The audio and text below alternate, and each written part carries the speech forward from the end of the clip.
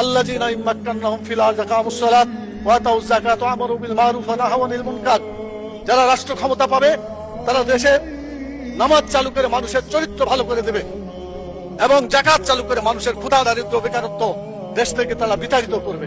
ভালো কাজ করে মানুষকে শান্তিতে থাকতে দেবে, খারাপ কাজ বন্ধ করে অশান্তির আগুন থেকে মানুষকে রক্ষা করবে।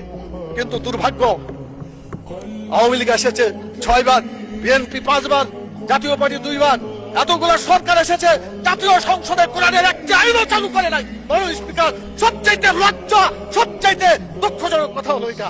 আমরা চাই আমরা এই দেশে কোরআনের আইন চালু করে মানুষকে মুক্তি দেব। আমি মাননীয় প্রধানমন্ত্রীকে বলবো, আপনাকেও জিজ্ঞাসা করা হবে, আমাকেও করা হবে, বাংলাদেশে কেন নামাজ চালু করা হলো না, কেন যাকাত চালু করে ক্ষুধা দারিদ্র বেকারত্ব দেশ থেকে দূর করা হলো না, কেন ভালো কাজ চালু করে মানুষকে শান্তিতে থাকতে দেওয়া হলো না, কেন খারাপ কাজগুলো বন্ধ করে অশান্তি থেকে মানুষকে রক্ষা করা হলো না।